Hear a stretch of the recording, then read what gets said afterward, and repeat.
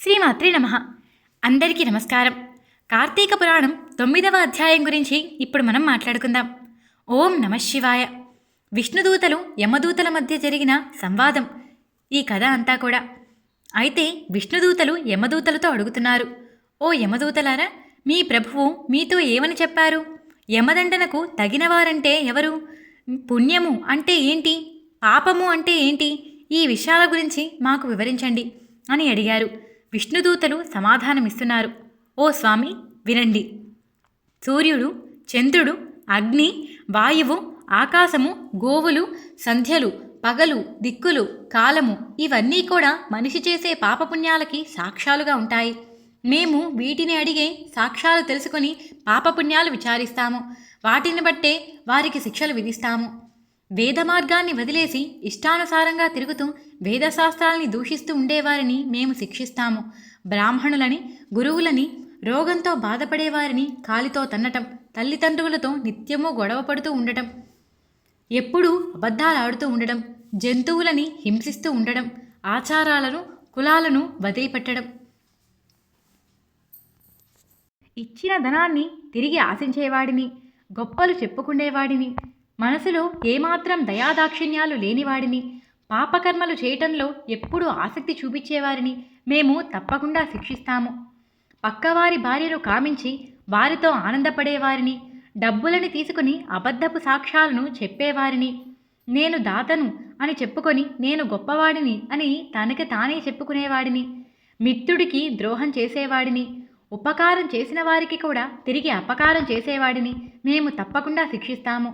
వివాహాలను చెడగొట్టేవారిని, ఇతరుల సంపదలను చూసి అసూయపడేవారిని, పక్కవారి సంతానాన్ని చూసి బాధపడేవారిని, వివాహం చేసుకుంటూ కన్య నుంచి ధనాన్ని ఆశించేవాడిని, వడ్డీ వ్యాపారం చేస్తూ ఆ వడ్డీతో తన జీవితం గడుపుకునేవాడిని, చెరువులని, నూతులని, కాలువలని తవ్విస్తూ ఉంటే వాటిని తవ్వవద్దు అని అడ్డుకునేవాడిని, అలాగే తవ్విన చెరువులను మళ్లీ తిరిగి పూడ్చివేయటం లాంటి పనులు చేసేవాడిని, పితృదేవతలకి పిండ ప్రధానాది కార్యక్రమాలు చెయ్యని వాడిని మేము తప్పకుండా శిక్షిస్తాము.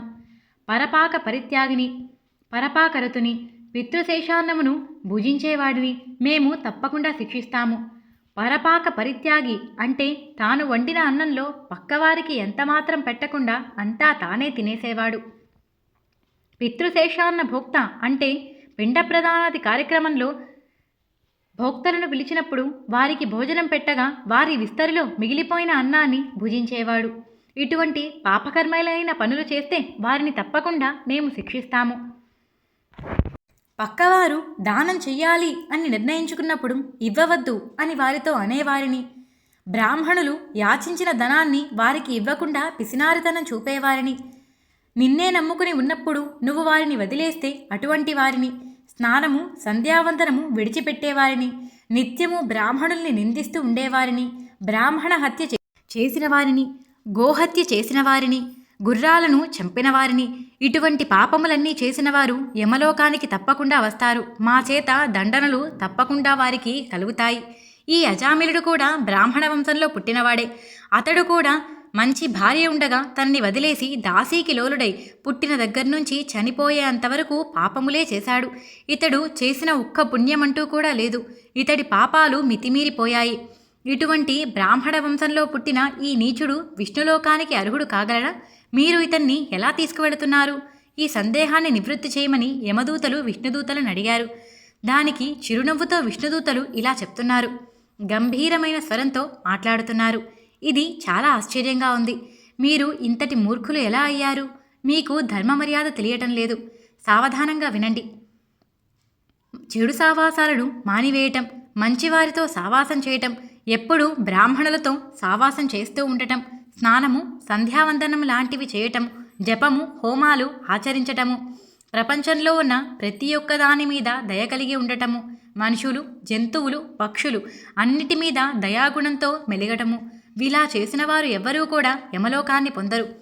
ఒక్కసారి కూడా అబద్ధం ఆడకుండా పక్కవారి మీద అసూయా ద్వేషాలు లేకుండా ఉండడము, అగ్నిహోత్రాలు చేస్తూ నిత్యము దైవానుష్ఠానము చేసుకుంటూ ఉండటము, ఇటువంటి వారు కూడా యమదండనకి అర్హులు కారు. మంచి చెడు అనేవి పరమేశ్వరునితోనే వచ్చాయి అని మనస్ఫూర్తిగా నమ్మి మంచి పనులు చేసి దాని నుంచి వచ్చే ఫలితం ఆశించకుండా ఈశ్వరార్పణ బుద్ధితో ఎవరైతే మెలుగుతారో వారు ఎప్పటికీ యమమందిరానికి వెళ్లరు.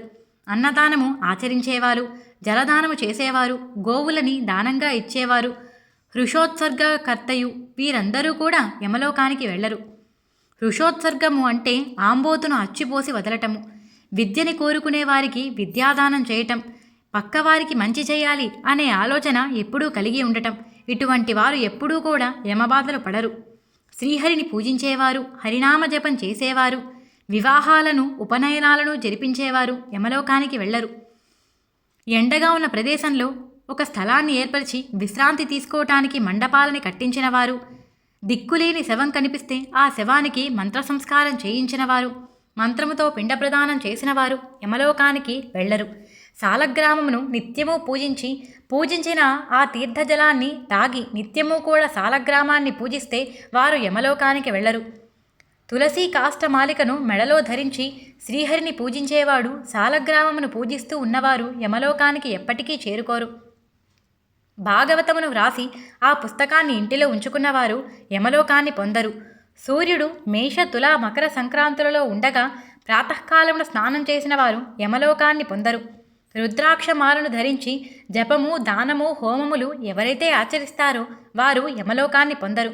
నిత్యము అచ్యుత, గోవింద, అనంత, కృష్ణ, నారాయణ, శ్రీరామ ఇటువంటి హరినామ సంకీర్తనలు చేసేవారు ఎప్పటికీ యమలోకాన్ని పొందరు. కాశీలో మణికర్ణికా ఘాట్లో హరినామ సంకీర్తన చేస్తూ ప్రాణాన్ని వదిలిన వారైతే అప్పటి వరకు ఎన్ని పాపాలు చేసినా సరే వారు యమలోకాన్ని చేరుకోరు. దొంగ అయినా, మిత్రహంతకుడైనా సరే, బ్రాహ్మణ హత్య చేసినవాడైనా, రాజహత్య, గురుహత్య, గోహత్య, స్త్రీహత్య ఇటువంటి ఎన్ని పాపములు చేసినవాడైనా మరణకాలంలో శ్రీహరిని స్మరిస్తే అతని పాపాలన్నీ కూడా తొలగిపోతాయి, నిప్పులో పడ్డ దూదిలాగా కాలిపోతాయి. ఆఖరిలో అంత్యకాలంలో శ్రీహరి నామస్మరణ చేయటం అన్ని పాపాల నుంచి విముక్తి పొందగలుగుతుంది. మహిమ తెలిసి గాని తెలియక గాని హరినామ సంకీర్తన చేయటం ఎంతో మంచిది.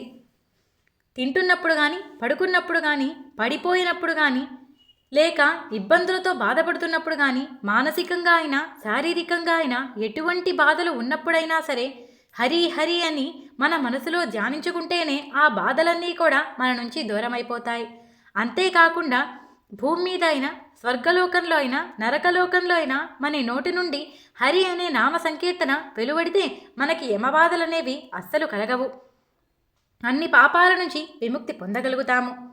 మరణావస్థలో ఉన్నవారు హరినామమును స్మరిస్తే వారి పాపములు అన్నీ కూడా అప్పుడే పటాపంచలైపోతాయి. విష్ణుదూతలు ఇలా యమదూతలతో పూర్తి వివరంగా అన్నీ చెప్పిన తర్వాత అజామిలుడిని తీసుకొని అక్కడి నుంచి వెళ్ళిపోయారు. అజామిలుడు విష్ణుదూతలకి నమస్కరించి వారితో వైకుంఠాన్ని చేరుకున్నారు. అజామిలుడు తనతో తాను ఇలా అనుకుంటున్నారు, అయ్యో నేను ఎంత పని చేశానో, చీచీ నా బ్రతుకు అంతా నేను ఇలాగే గడిపేశాను. ఒక్క మంచి పని కూడా నేను ఎప్పుడూ చేయలేదు. పతివ్రత అయిన భార్యను వదిలేసి కళ్ళు తాగే దాసికి భర్తనై ఆమెతోనే నిరంతరం ఉన్నాను. ఒక్క మంచి పని కూడా చేయలేదు. నా మీదే ఆధారపడ్డ నా తల్లిదండ్రులను వదిలేశాను. ఎంత కష్టపెట్టాను. ఏ చెరువులని కానీ బావులని కానీ ఎప్పుడూ తవ్వించలేదు. ఒక్క మంచి పని కూడా చేయలేదు. నాకు నరకము తప్పకుండా ప్రాప్తించాల్సింది. కానీ ఇది ఎట్లా జరిగినది? నా దాకా వచ్చిన యమదూతలు ఎలా వెళ్ళిపోయారు? ఇది తప్పకుండా నా పూర్వజన్మ పుణ్యమే అయ్యుంటుంది. అవును, ఇది ఖచ్చితము. లేకపోతే ఇటువంటి సద్గతి నాకు ఎలా కలుగుతుంది?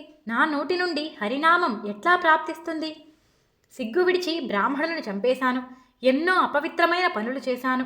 అంతటి పాపాత్ముడనైనా నేనెక్కడా? మంగళకరమైన నారాయణ నామం ఎక్కడా?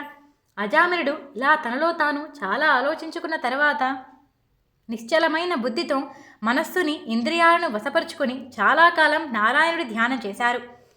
అతడు ఆఖరిలో సాయుధ్య ముక్తిని పొందాడు. ఇలా చాలా కాలం గడిచిపోయింది. కాబట్టి నారాయణ నామకీర్తన చేసిన వారు ఎవ్వరైనా అన్ని పాపాల నుంచి విముక్తి పొంది వైకుంఠాన్ని చేరుకుంటారు అనడంలో ఎటువంటి సందేహమూ లేదు. జనక మహారాజుకి వశిష్ఠ మహాముని చెప్పిన 9వ అధ్యాయం సంపూర్ణం. 10వ అధ్యాయంతో మళ్ళీ కలుసుకుందాం. నేను చెప్పిన తీరు మీకు నచ్చినట్టయితే వీడియోకి ఒక లైక్ చేయండి. మన ఛానల్ని చూడటం ఇదే ఫస్ట్ టైం అయితే సబ్స్క్రైబ్ చేసుకోండి. పక్కనే ఉన్న బెల్ సింబల్ని ఆన్ చేసుకున్నారంటే తప్పకుండా మీకు ప్రతి వీడియో నోటిఫికేషన్ వస్తుంది.